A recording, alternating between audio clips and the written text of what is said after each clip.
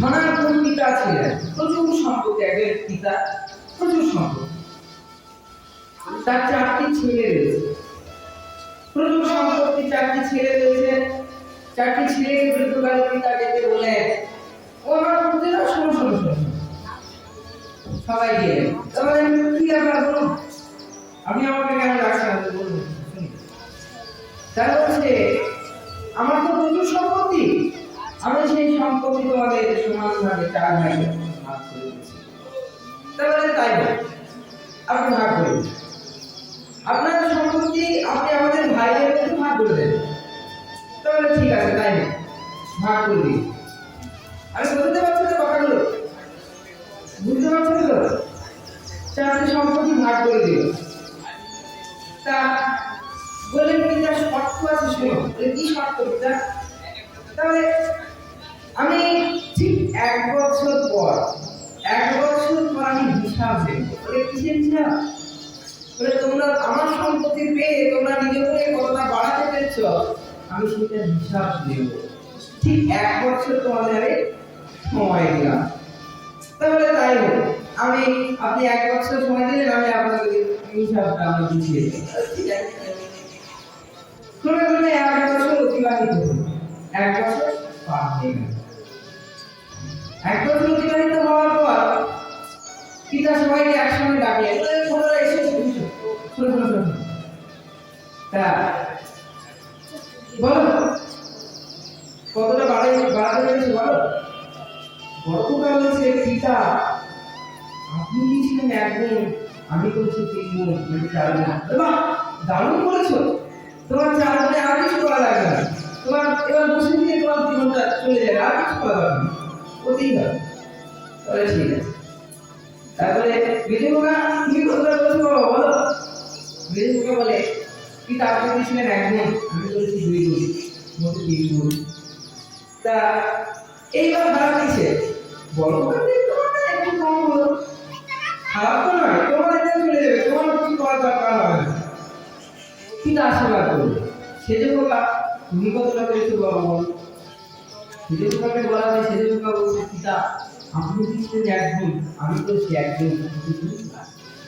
তাহলে তুমি 2 গুণ করতে পেরেছো, খারাপ হয়েছে, ঠিক আছে ঠিক আছে, তোমার কাছে আর একটু কষ্ট হবে, কিন্তু তোমার জীবনটা চলে যাবে, ঠিক আছে, খারাপ না।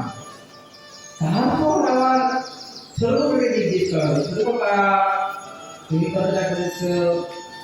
তারপর ছোটকা বলে, পিতা আপনি দিয়েছিলেন 1 গুণ, আমি যোগ খেতে গিয়েছি 1 গুণ, আমার কিছুই নাই, আপনি দিয়েছেন 1 গুণ, আমি সেই 1 গুণ হারিয়ে ফেলেছি, আমার কিন্তু কিছুই নাই।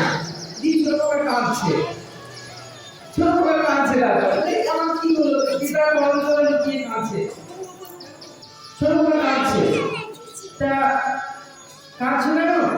আমি তোমার পিতা, আমি তোমার পিতা, আমি বেঁচে আছি, আমি তোমার পিতা, আমি এখনো বেঁচে আছি, আমি তো মরিনি, আমি তো মারা যাইনি।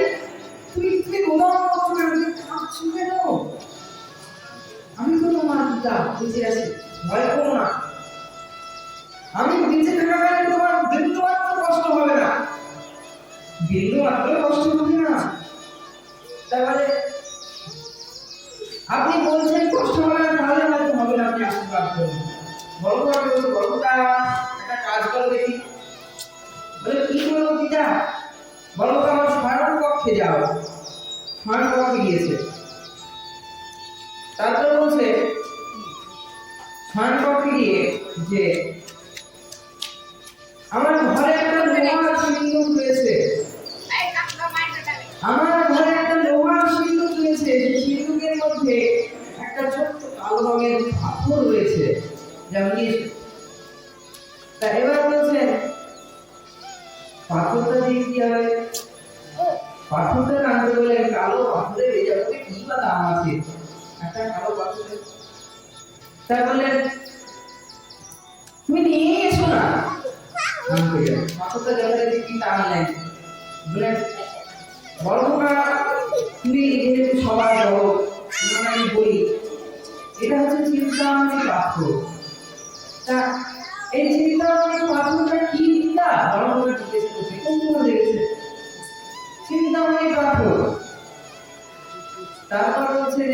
এই চিন্তামণি পাথর হাতে নিয়ে তুমি যা চিন্তা করবে তোমার সেটাই বাস্তবায়িত হয়ে যাবে।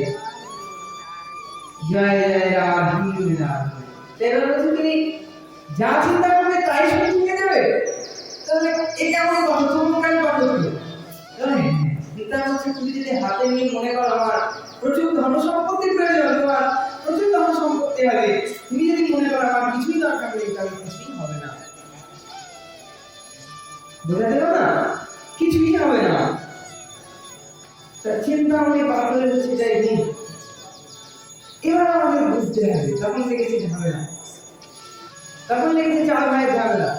পিতা সম্পত্তি সবার সমান অধিকার, আমরা তো আমার সম্পত্তি আমি বুঝে নেবো, অভাব না ভাইকে জানো সবাই কি দিল বুঝে না জন্মটা করে দিয়েছি।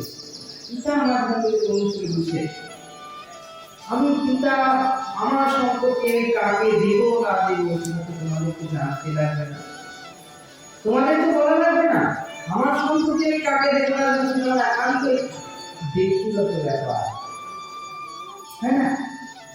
একান্তই আমার ব্যক্তিগত ব্যাপার, আমি তো তোমাদের বলবো না কাকে দেবো না দেবো।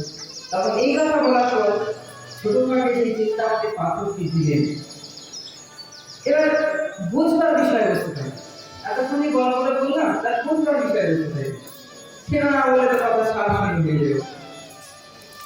এখানে আমাদের বুঝতে হবে যে পিতা হচ্ছেন পরম পুরুষোত্তম ভগবান শ্রীকৃষ্ণ, পিতার ভূমিকায় রয়েছেন পরম পুরুষোত্তম ভগবান শ্রীকৃষ্ণ, এবং চারটি ছেলে হচ্ছে চারটি যুগ, সত্য ত্রেতা দ্বাপর কলি।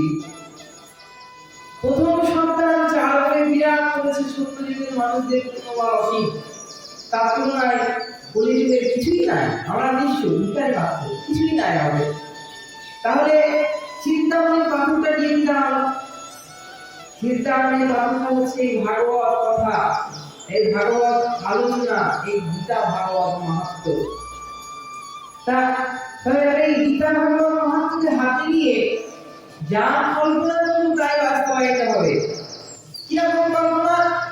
না সেটা হবে ভগবত তত্ত্ব কল্পনা, যে আমার বৈকুণ্ঠ ধামে গমন করা প্রয়োজন, আমার বৈকুণ্ঠ ধাম লাগবে। এই ভাগবত আশ্রয়, এই ভাগবত চিন্তামণি পাথরকে হাতে নিয়ে কল্পনা করে এটা কিন্তু বাস্তবায়িত হয়।